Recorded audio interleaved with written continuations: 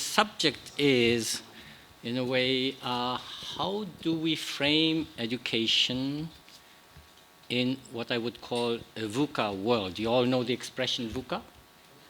It's a world which is ever more volatile, ever more unpredictable, ever more complex, and ever more ambiguous. No? It's sort of a little bit of earlier defense speak that morphed into management speak, and now I think has also invaded the world of education, actually. OECD uses it. And in this VUCA world, basically an ever-changing and world which is changing also at ever faster pace, the role of education, obviously, and it was mentioned also this morning already, is important, but education for what? And education for what is what this panel is going to discuss, because we have to get our students and our graduates, and it's not just university education. It starts throughout the whole cycle of education. Everybody knows, I guess, that really it starts with early childhood development. It's the most crucial period in some ways, and then goes through all the education cycle.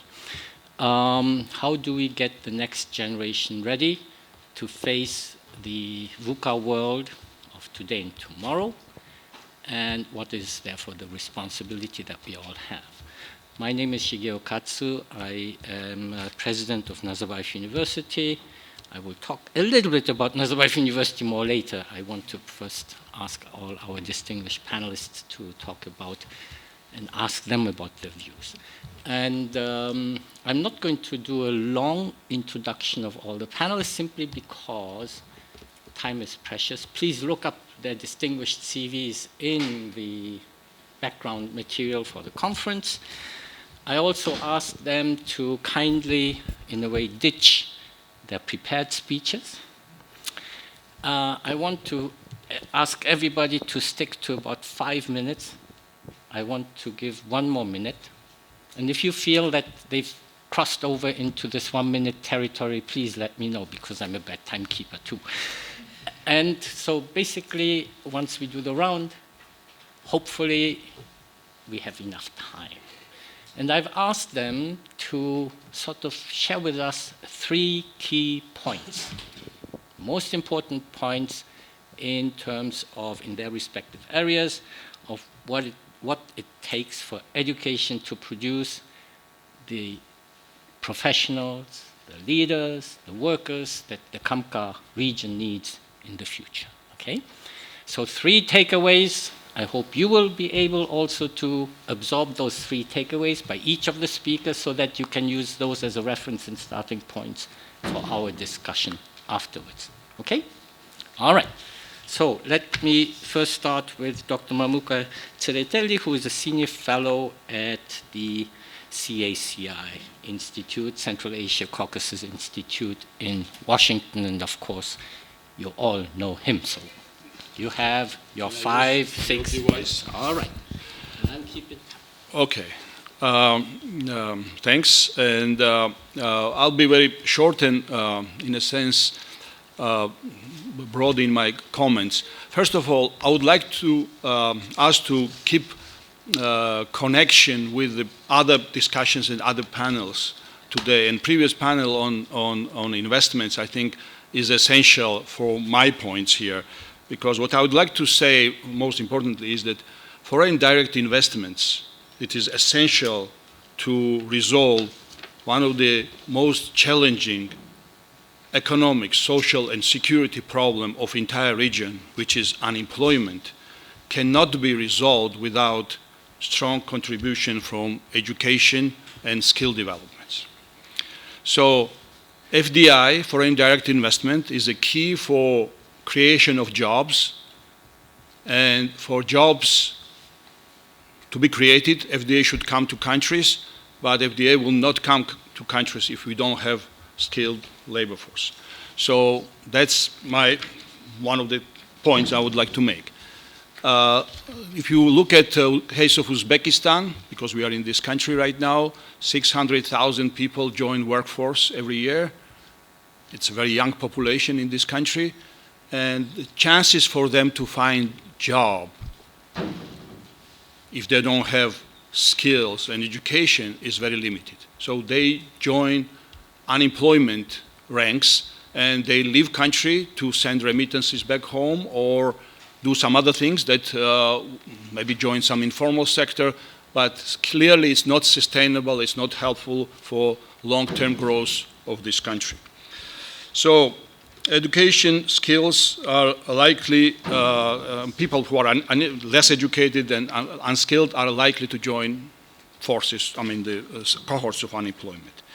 Now, what are the dangers of unemployment? You all know that, but I will repeat it.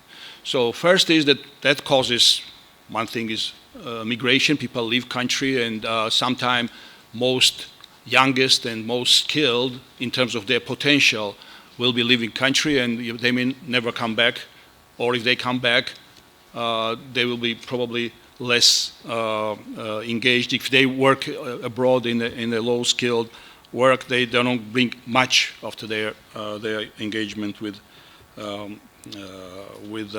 in other countries. Second issue is that once you have large unemployment, there is obviously lots of problems related to social, economic, and other, including some discontent and some political challenges. And a large number of unemployment is source of political manipulations from outside forces as well. So it's important to keep this in mind. So I'm just naming few risk factors. In my opinion, I think, again, it's connected to other discussions today. I think it's essential for us to emphasize that reforms that are taking in this country and in general in our region, they need to be comprehensive. And isolated elements of reform do not produce desirable results. And we see this happening in different countries. So Uzbekistan in particular, if it looks at reforms going forward, and definitely country is reforming last several years, are tremendous steps forward in last several years. I think it's essential to have this understanding. Now, where I'm going with this point, if you think about, let's say, lots of discussion about privatization of state-owned enterprises, we have to be conscious what we are doing exactly. So because privatization, if state-owned enterprises end up in efficient private management hands, that will cause layoffs of significant number of people before they may be expanding and growing in their economic performance in the future. So we need to be ready for that type of layoffs and accommodation of those who will be laid off. And there will be some other developments as well. So I think system needs to be ready to absorb these people, train them, direct them to different other services or other industries and so forth. So this is, again, contribution to this idea that economic development and broader reforms cannot be seen isolated. So that has to be part of comprehensive reforms. And also, what we don't want to see, process starts, privatization starts, and some people are laid off, and then they are unhappy and they go to streets and government changes policy responding to that type of social pressure. So that's also important element. We don't want to see half measures. We want to see full-scale reforms to move forward and advance. So maybe I should stop here and we'll move forward later.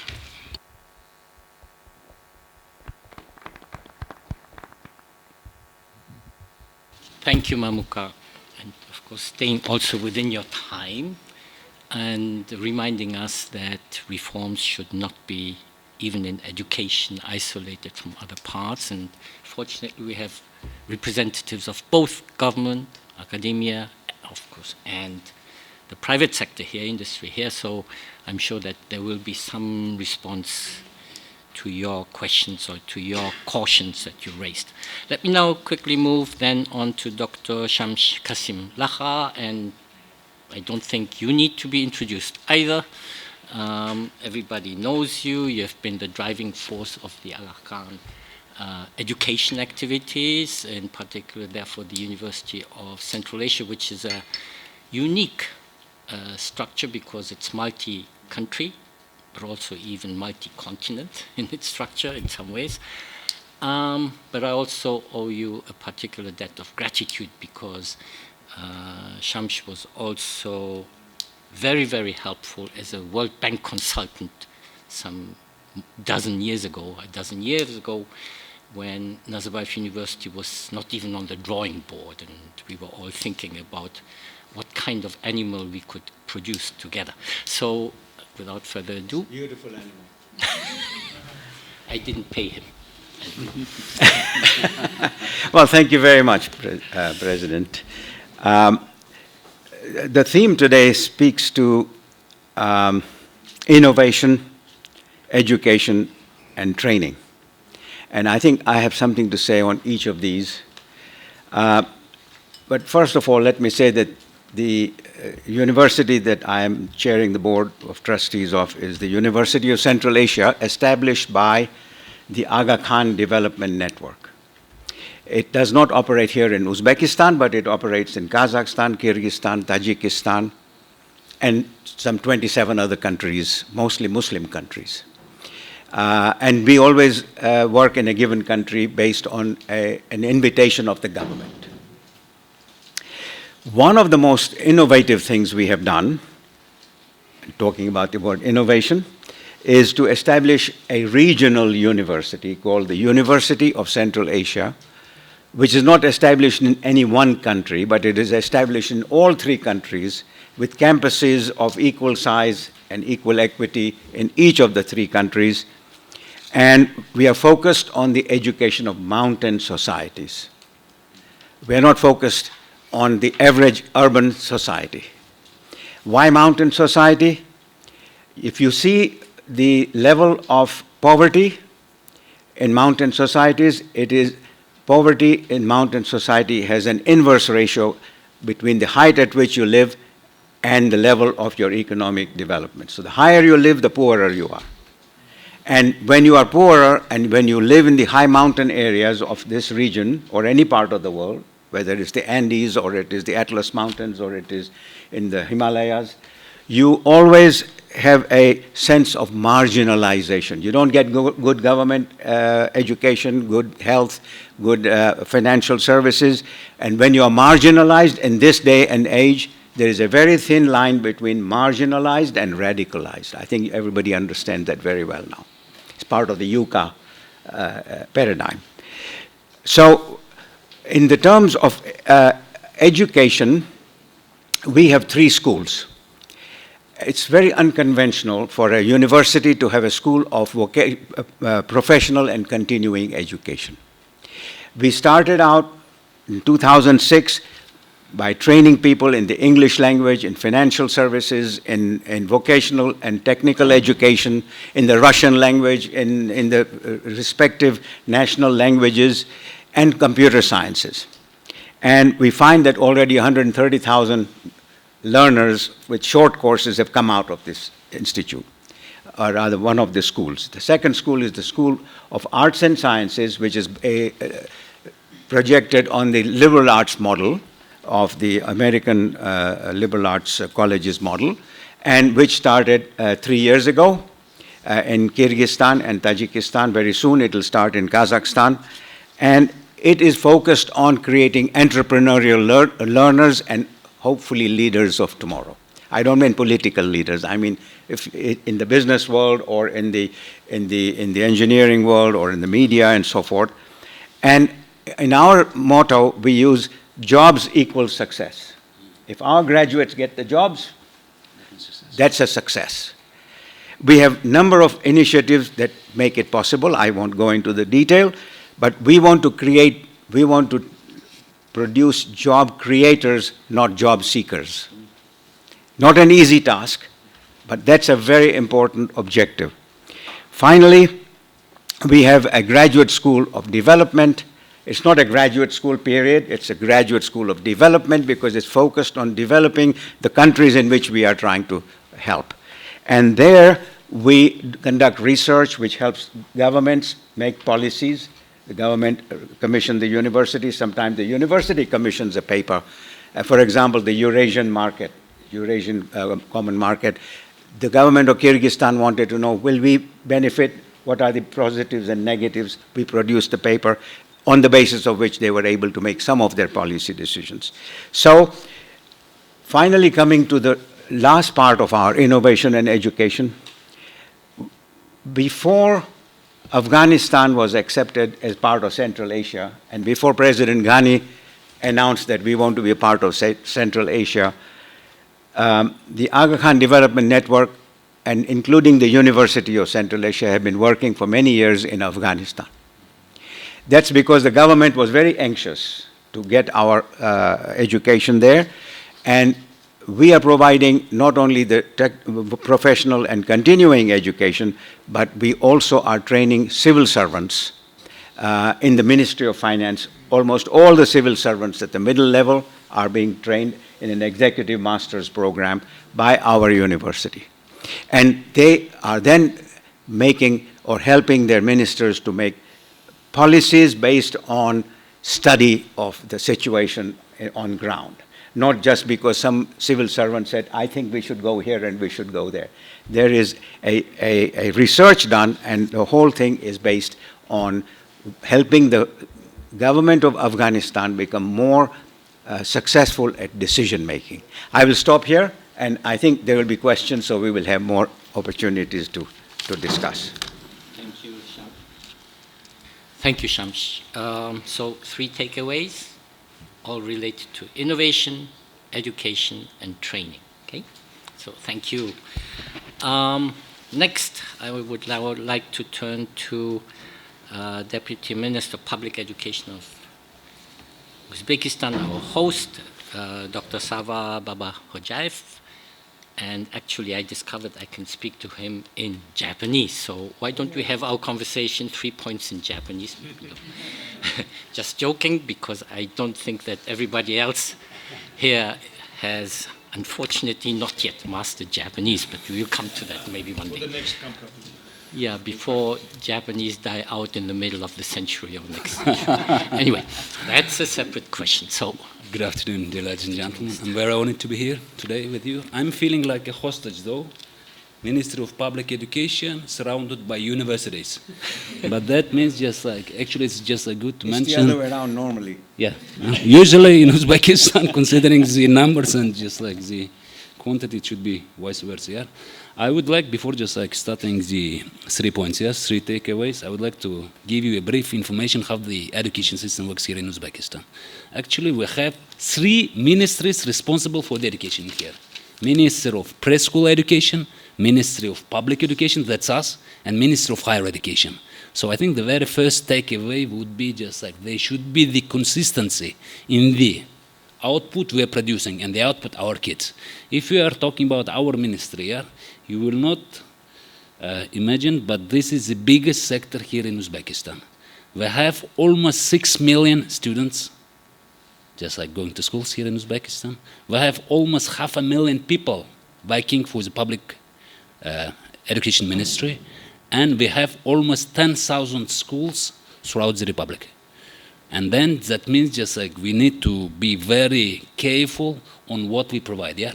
Basically, when I said the consistency, we should be able that by the moment the kids are leaving the schools and going to the universities, they are well prepared to continue further. Unfortunately, if you're considering or just like analyzing the periods before, yeah, the system of education was basically just like directed for memorizing the stuff. We've been looking at the textbooks, we've been just like studying to memorize, yeah? Now what we are doing is just like it is time to teach the kids to be or to have the skills for independent study. That means by the moment they're entering the university and then just like prepare themselves for professional training, they be well equipped in terms of how to find the information, how to analyze it, how just like to make it useful, yeah? When I say just like 10,000 schools and 6 million people studying here in schools, we should say that was just like also mentioned by Dr. Katsu in the beginning, that by the other speakers as well, that almost on a yearly basis, we have 500-600 people graduating the schools and going further, and just like the coverage of higher education is just like around plus 20%, yeah, 20 to 30%. That means there is a big batch of people whom we should prepare for the further professional career. And one of the elements that I would like to take, I want to just like stress out as a takeaway, would be the professional education. Before, in Uzbekistan, we had the system 9+3 +4+2, meaning just like 9 years of secondary school, 3 years either professional college or academic lyceum, 4 years of bachelor, and 2 years of masters. Now we switched back to the system when we have 11 +4+2, meaning 11 years the kids are with us in schools. Yeah? That is why for the higher level kids in year 10 and 11, we now work very carefully for providing them the skills. Before, it was just like around 50 professions, we call it majors, yeah, for which the kids were just like being given the knowledge. But now we decided to revise the content of those professions or just those majors, yeah. As of now, we have 77, that means plus 26, yeah. And those 26 new professions are coming from the actual demand of the today's reality, yeah.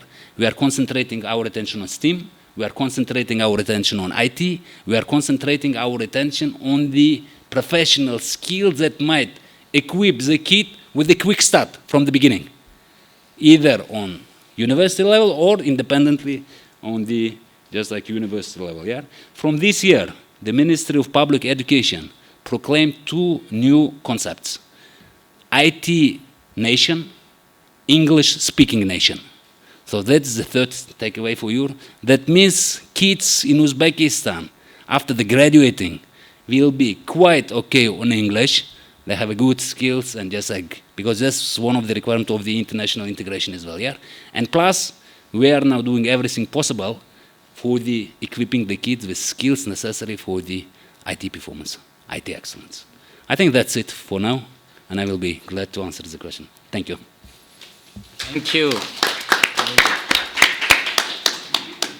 I think we just heard the sheer challenges that you have in Uzbekistan with 6 million school children and 10,000 schools, getting the next generation ready for a world that is going to be much more dominated by digital skills, IT, and also Uzbekistan's reintegration, should we say, into the global marketplace as well as global neighborhood by encouraging English-speaking nations. So I think very, very important messages, big challenges, and I'm sure that there will be many questions related to that.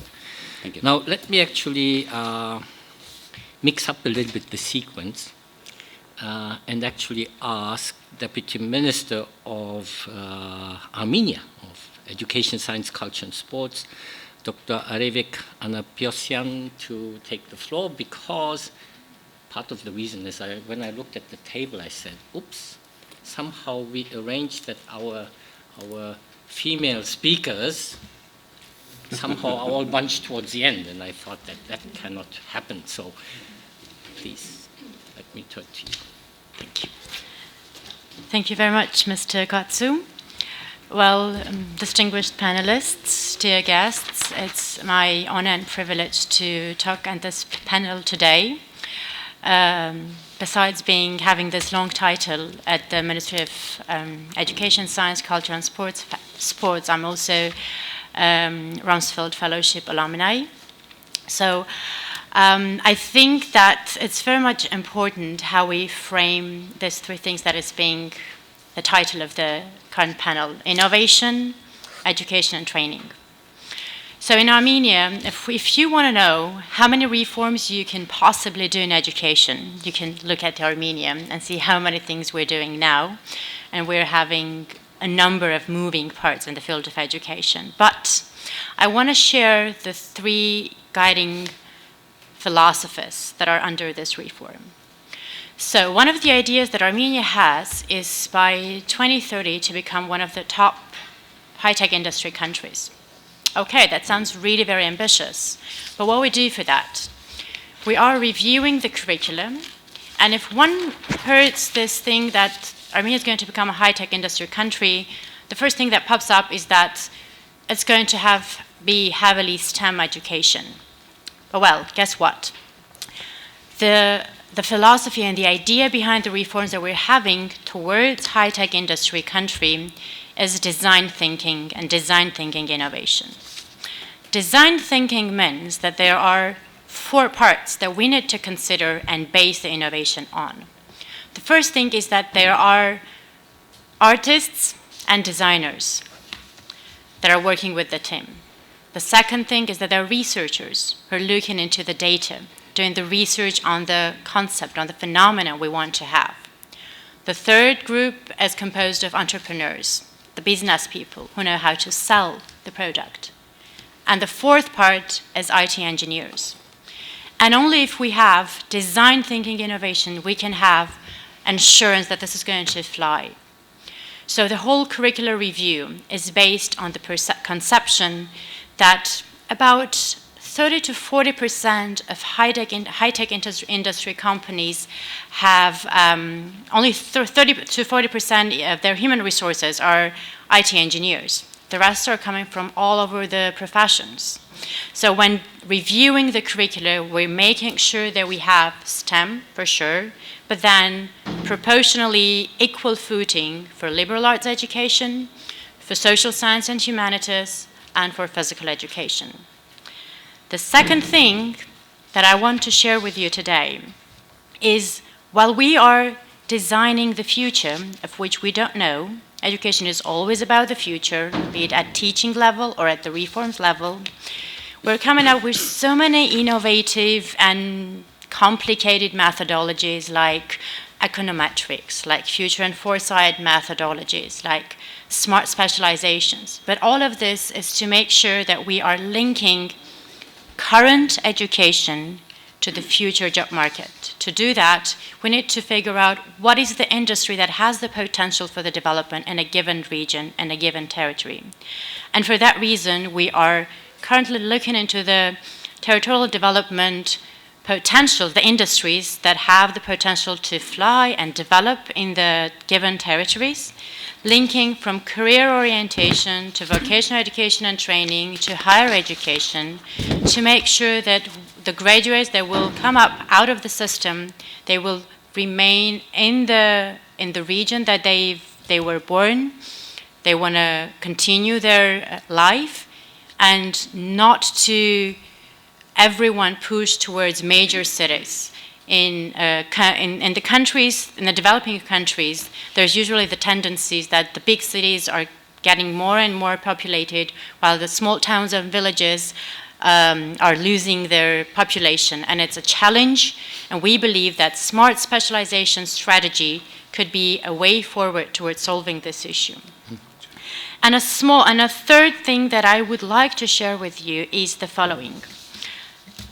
Education is about teaching and learning. No matter how wonderful we develop the documents, the strategies, it's always about a teacher who is in the classroom alone with the learners, no matter what methodology we apply for teaching and learning.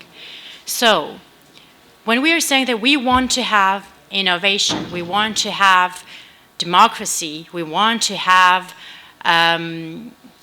the school system, the education system to mirror the society we dream to have, we need to understand that we cannot punish the teachers for things that they were not able to do.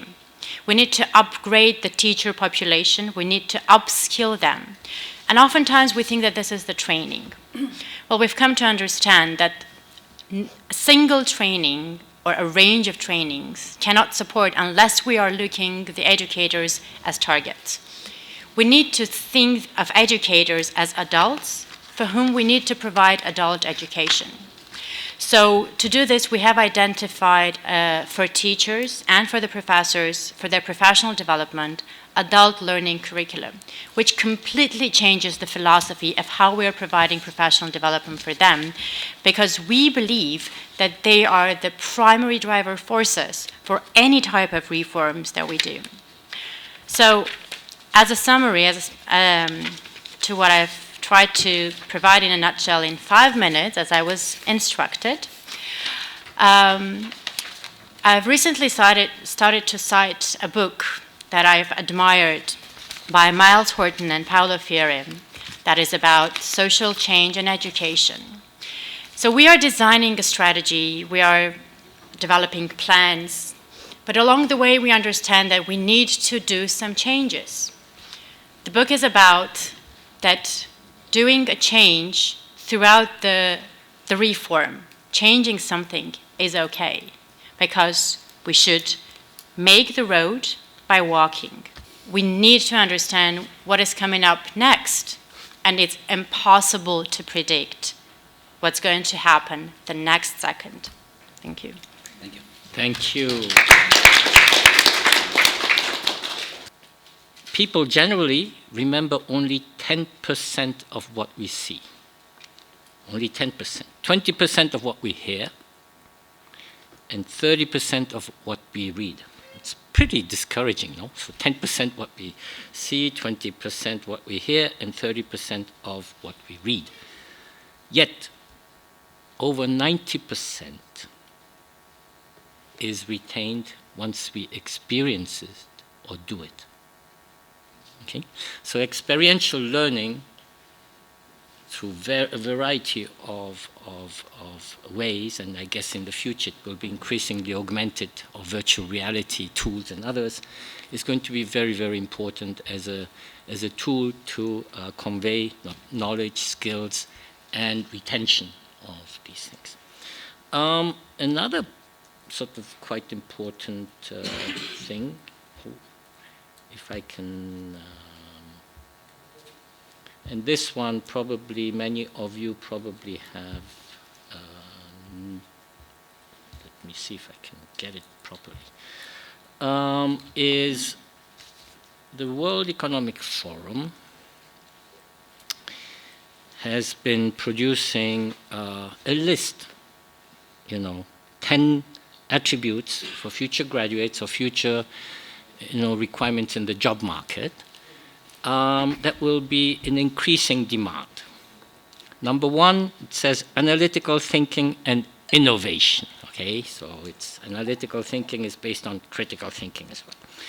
2, active learning and learning strategies. 3, and this is supposedly coming from the employer side. 3 is creativity, originality, initiative, meaning a lot of the design thinking that Deputy Minister had mentioned. 4th, technology design and programming. 5, again, critical thinking and analysis. Number 6, complex problem solving. 7, leadership and social influence. 8, emotional intelligence. Number 9, reasoning, problem solving and ideation. And number 10, systems analysis and evaluation. Now, nowhere do you really hear directly the words IT skills or digital skills or so. It's because obviously it's subsumed that you have to have a minimum of this vertical knowledge, but what's important, it seems, and in demand is going to be the horizontal level. If you think about the T-shaped part, no? Then what would be declining in terms of the job requirements and demand outlook? Well, number 1, manual dexterity, endurance, and precision, meaning repetitive jobs, maybe on an assembly line type. 2nd, memory, verbal, auditory, and spatial abilities. Now, this is a little bit worrisome for me, but maybe at my age it's actually good. Number 3, management of financial and material resources, means the future of accountant is going to be, a little bit dubious maybe. 4, and why? Because of artificial intelligence and big data and machine learning and so on. 4, technology installation and maintenance. Number 5, reading, writing, math, and active listening. Now, this is a little bit jarring for all of us. I hope this is not going to be true, but anyway. Number 6, management of personnel. Number 7, quality control and safety awareness. Number 8, coordination and time management. Number 8, visual, auditory, and speech abilities. And number 10, technology use, monitoring, and control. Now, let me therefore, having said this, turn to the next speaker. And I hope I'm going to pronounce your name right. And that is Nazira Beishenalieva, who is a trustee for the Board of Trustees of the American University of Central Asia. I think many of you know it. But importantly, she is from the business world. She can talk to us about, from the view on innovation, education, and skills from the entrepreneur perspective. You can also tell us whether you think that these WEF's conclusions are right or wrong in your view. Are the entrepreneurs ready? So thank you so much, Mr. Katsu. It's an honor to speak with. I don't have no scholar background, and maybe this is the beauty. Also, the beauty of speaking last, that you already covered all the topics. Almost last. Almost, yeah. So in the morning, as you remember, Dr. Arthur Laffer, he said that teach your people how to be rich. And the dream of this world is to make poor people to be rich. And probably as an entrepreneur, this is our main task, to create a job. Actually, our main task to create a job, and the government task is to provide us with the qualified, skilled workforce. Yeah. So 25% of the budget in Kyrgyz Republic goes for education. So we need to think about this will turn into the debt asset or a quality asset. We need to think about what kind of a citizen we want to see after 10 and 20 years. Now I heard from the Uzbekistan perspective that you already have vision to have an IT nation and to become an English-speaking nation. From Armenian perspective, I heard that you want to become a top high-tech industry countries. So, which means that you will invest a lot of money into education, right? So, usually investment into education returns back after 20 years. As an employer, I would say that unfortunately we are unsatisfied by the quality of graduates who come to work with us. We re-educate them, we retrain them, we spend a lot of money and resources to change their mindset since they study at the university with old methodology, which is not like meet today's reality. And my job as a trustee, by the way, today, of course, it would be great if our new elected president, Andrew Kachins, he is our new president, would represent here, sitting AUCA, but he started his work only months ago. So, and and I am honored to be a member of the board of trustees for the last 4 years, and I learned a lot about education. And probably you would ask, what do trustees do?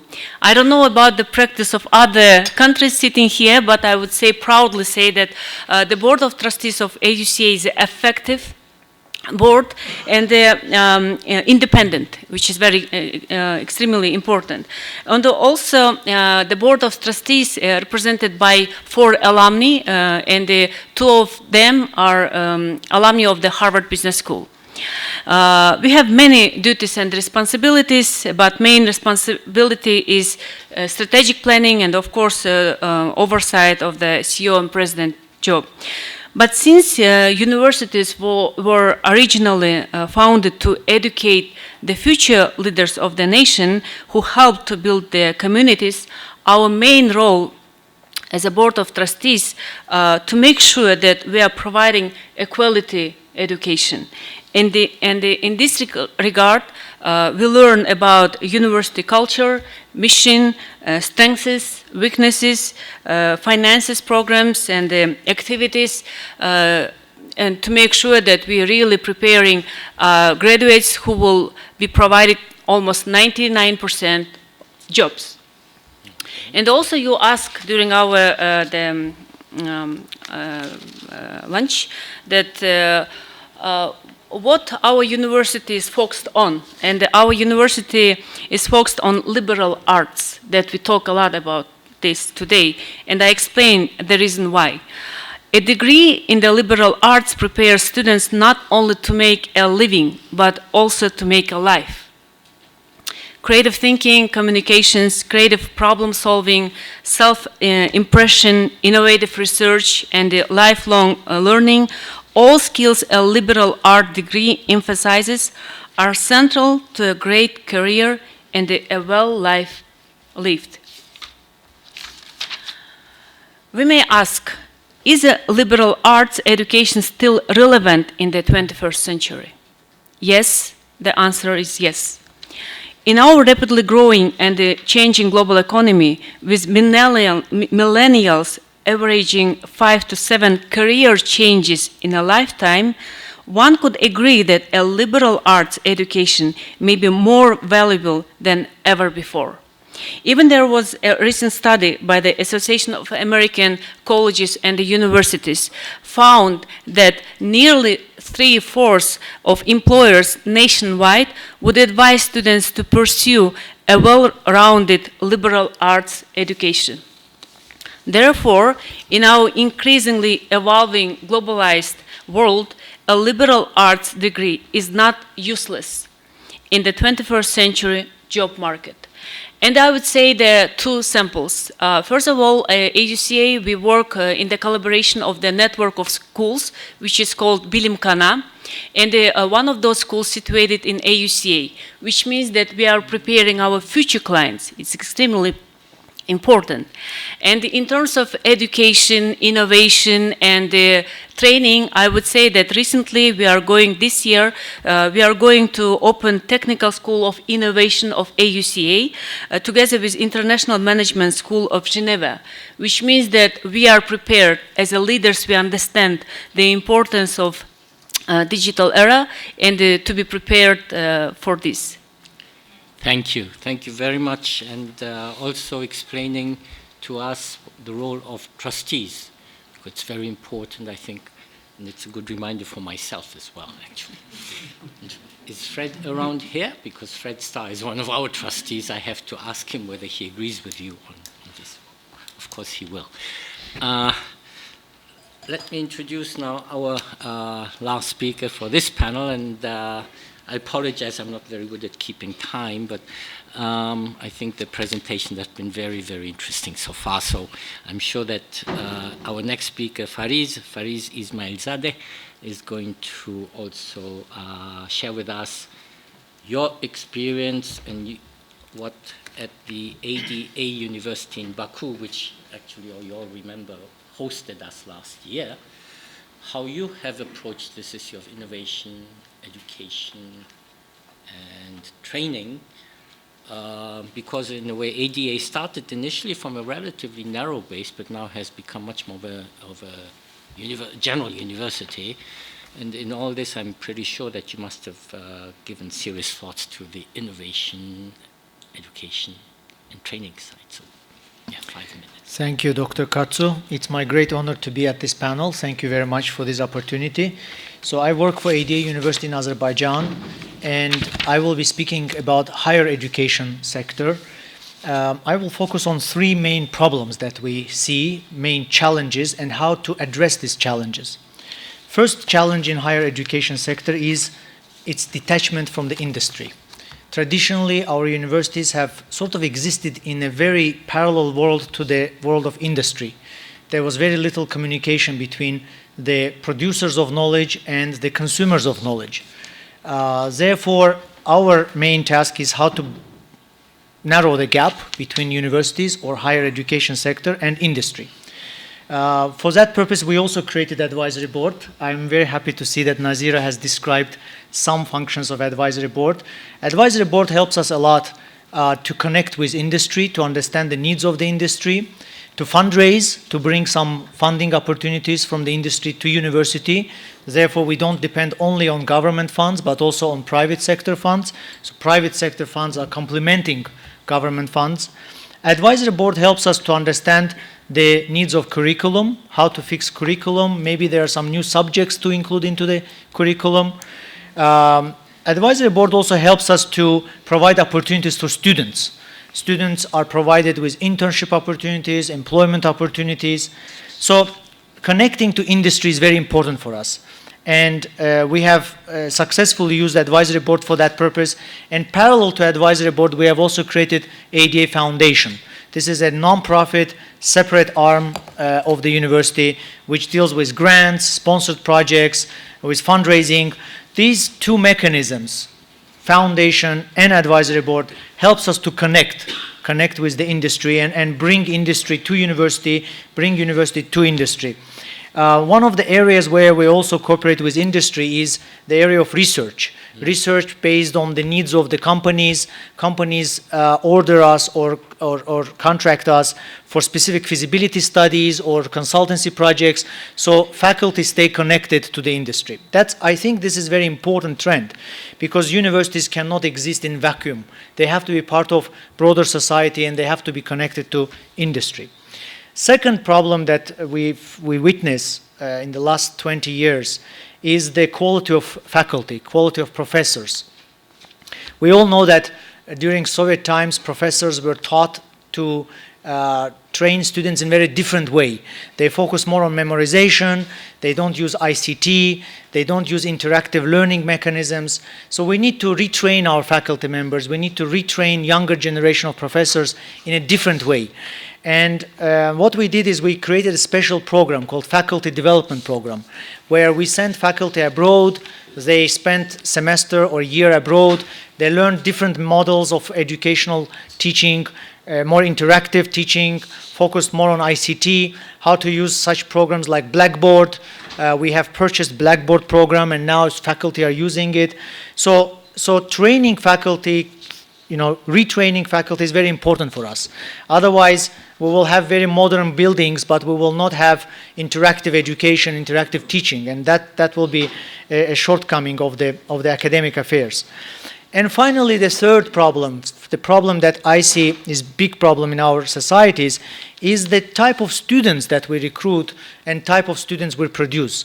Traditionally, in post-Soviet space, the students who memorize most and they know facts most, they are considered to be the best students. But those students are not the best students for today's society, because memorizing facts is not enough. You also have to be able to solve problems, to use your thinking, critical thinking, to be able to work in teams, to be able to work in intercultural environment. So we are trying to get away from standardized tests, because standardized tests, they only produce factual knowledge. We try now to focus on different types of recruitment mechanisms so that we bring true leaders who can work in teams and work in different multicultural environment, and therefore they will be better prepared for the real world of today. We have created a mandatory exchange program, so students are supposed to spend semester abroad in one of the 45 exchange partners that we have, and therefore students also know how to live and work in different environment, which is maybe different from their own environment, but something that the future world will require them. I believe that higher education needs to continuously tackle these three issues: the quality of faculty, the linkages with industry, and types of students we want to produce. Thank you for your attention.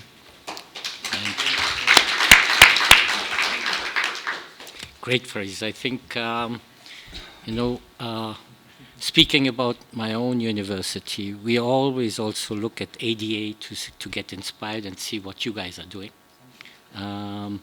Because I think what Fariz said is very important.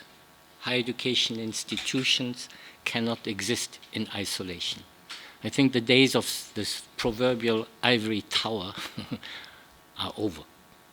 And the rationale and the reason for why higher education institutions exist has become much, much more complex and also multifaceted than in the past. And in particular, in a region, in particular the CAMCA region, that is still undergoing manifold transitions. The legacy issues are still very strong. The reintegration issues with the global marketplace and global world are still very challenging, and so on.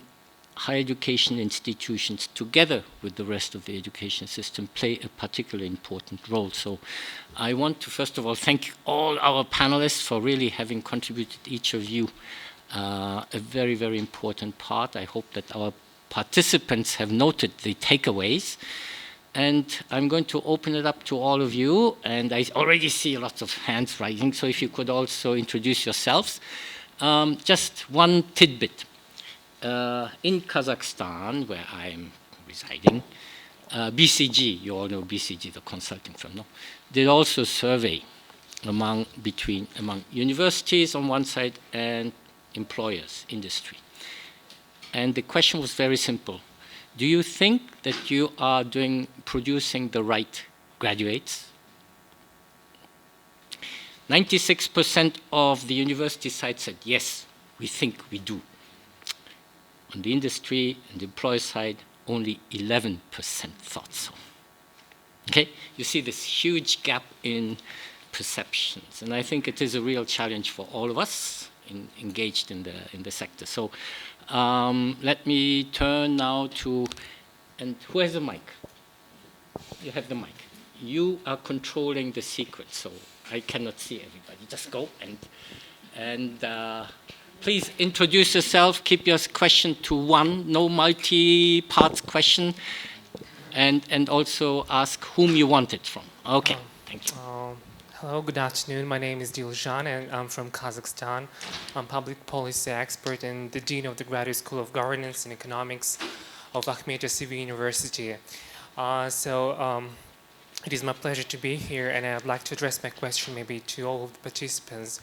For example, in Kazakhstan, we do promote more American education system in Kazakhstan. It's sort of an approach. But for instance, I've graduated myself from the UK university. And even, for example, at Nazarbayev University, PhD curriculum is concentrated more.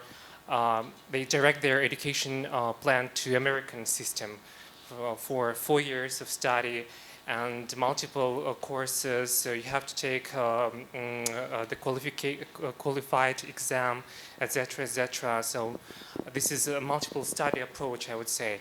But in the UK, it is more research-based. How do you think, do we need to give a student a freedom of choice? For example, if you'd like to study American-based approach or the UK-based approach or your own, because in the framework of academic freedom, I think we should give them a chance to choose at least. Thank you.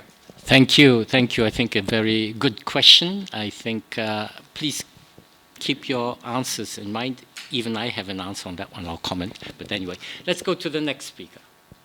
Next question. I'm sorry, in the back you have to wait a little bit. It will come. Thank you all to all the panelists. My name is Roman Vakulchik. I'm a senior researcher at the Norwegian think tank NUPI. And I have a question. First of all, it was a great discussion of all most important trends in terms of education and what we need to be better prepared for the future. However, one thing that I think wasn't really mentioned is the issue of robotization. And actually, recently, Harvard University published a study where they looked at which professions are under the risk of being robotized.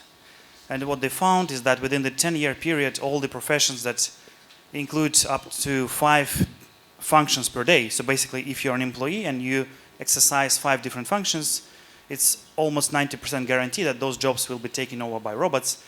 So what they're saying and what their remedy is to basically fight this robotization with more creativity. That's what is required from students of the future, and also imagination. And of course, we know that, often in Central Asia and also in the Caucasus, many decisions and also strategic plans, they're not very long-term. So, and of course, we know that in many ways, there's kind of the shortage of strategic and long-term thinking in many ways. So I'm just curious to what extent you think that the issue of this robotization can be sort of also very acute for the region. For example, in such areas as, for example, mining and bookkeeping, accounting, this is already a risk which is now, for example, is faced in many countries of Europe. Thank you. Thank you very much. Please pass on the microphone to the gentleman in glasses in the back. He's had in the blackish blue, yes. And I know everybody is an expert here in this room on education, training, innovation, and you all have a lot to say. But in the interest of getting as many questions in, please keep it concise, please. I promise very, very precise. Thank you. I'm from Afghanistan. I'm Omar Sharifi. I'm working for the American Institute of Afghanistan Studies. I have a question which has 2 in a sense, two faces. First, Please keep it to one. okay, what is, you've talked about the education and higher education. What is the ratio between the private higher education or the public? Is it a still public-driven policy in terms of shaping the higher education expertise? And second, everybody talks about being like all about the national development, but based on regional approach.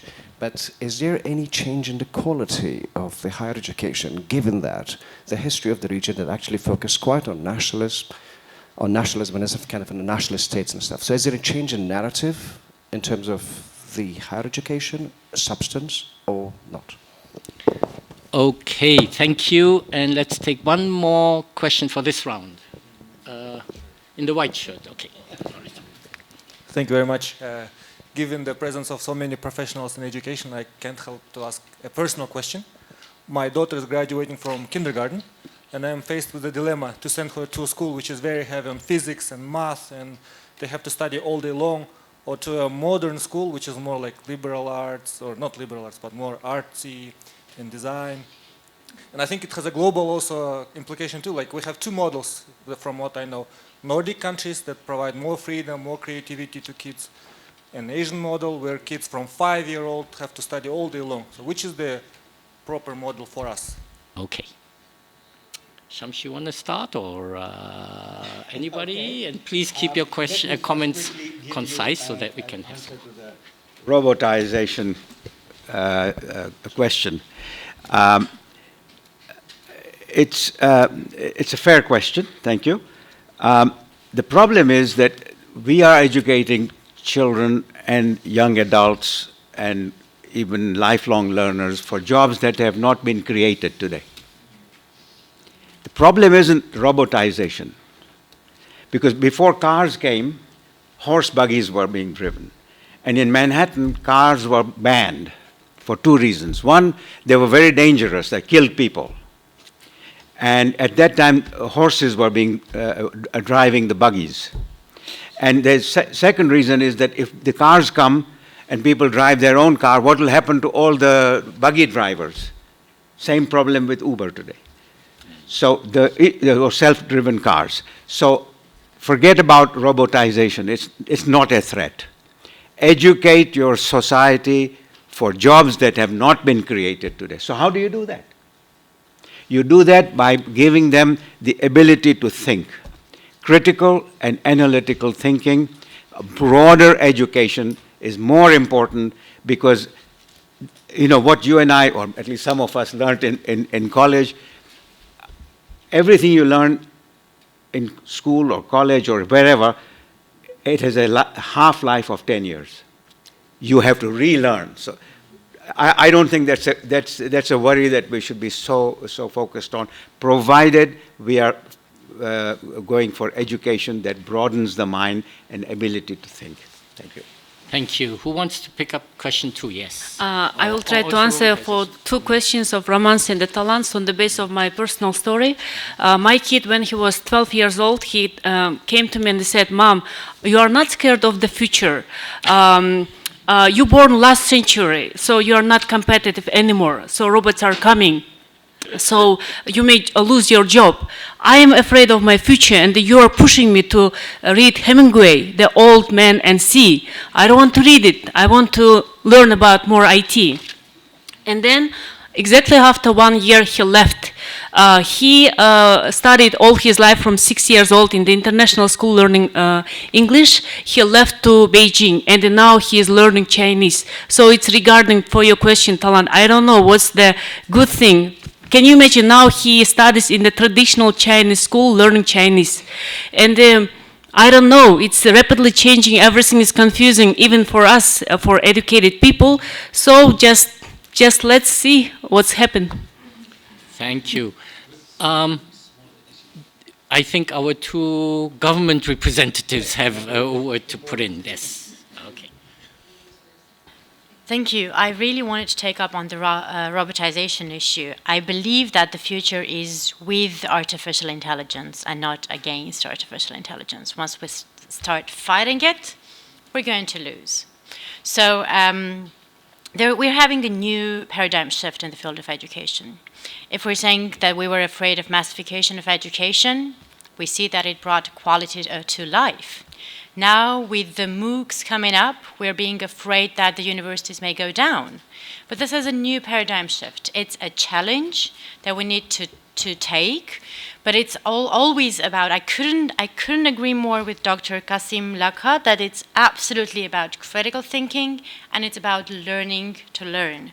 And once we see a risk in artificial intelligence, it means we're going to hinder the development.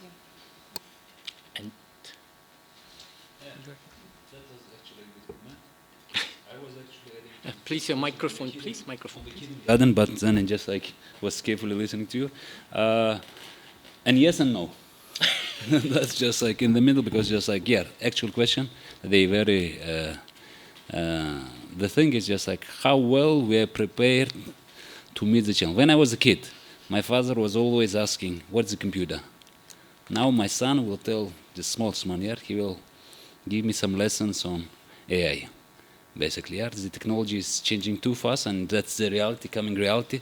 But I think the most important thing is do not rely everything on robots, but make sure that the human capital we are producing will be smart enough to delegate something to robots and leave the part. Now it's a good trend happening that it used to be STEM, science, technology, engineering, maths, but now a lot of educational institutions investing, just like in our country, adding STEAM. They're adding art, because what robots can do is the art part. And that's the art part which brings the creativity, that brings the logic, that brings the life satisfaction, yeah? And just like a small addition to that question, the very big mistakes, that's my opinion, I have these three category of kids. One is university, one is in the school, the other in the kindergarten. And then just like every time I'm just like facing the challenges, to make a decision for the kid. That's the biggest mistake of ours, that when we are thinking of our kids' future, we think we are responsible ourselves to make a decision for them, yeah? And I think it's a very good time at the entering schools just to talk to the kid and try to identify where we should be good in identifying the talents, because a small kid will never tell what he or she is good at.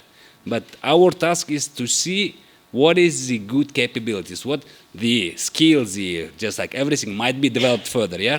But every single kid have something, some talent. That's our main task, to identify that talent and use the kids, just like, do not ruin the kids' future. Thank you. Mamuka, you wanted to jump in. Just a very small point about question public versus private schools. And very small comment. If you look our budgets of most of the countries, there's a huge amount of money going into education system. And if you look carefully where this money goes, infrequently money goes into actually supporting some older fixed assets, actually supporting, maintaining buildings rather than spending money on education. And I think kind of bringing you down to earth again, and it's a policy decision to make actually money follow students system in place rather than funding infrastructure of schools. So I think that requires policy decisions that are essential so that money that is going into education goes into right direction on education rather than in infrastructure. Thank you, Mamuka. Reality check. We have 5 minutes over time or 7 minutes over time.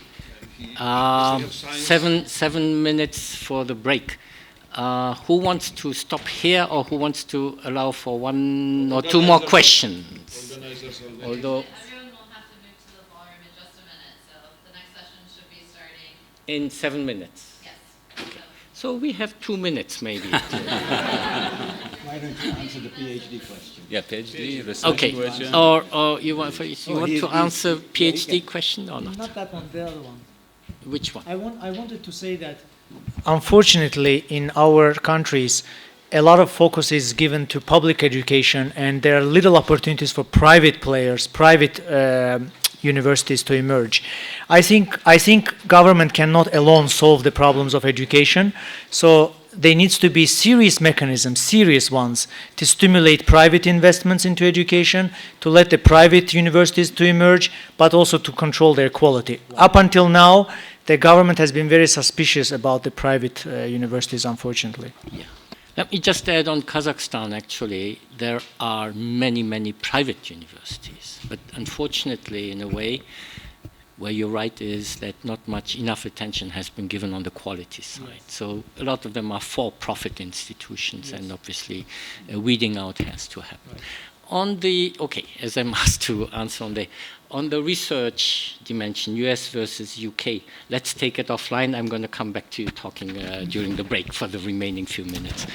I want to thank you all, I think, for the active participation. I was listening very carefully to all the comments, to the presentations.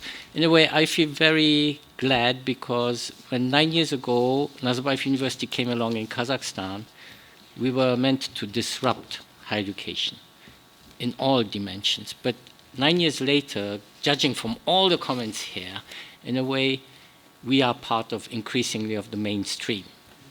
And that is very uplifting and satisfying for me personally, but I think together we're on the road to greatness, I hope.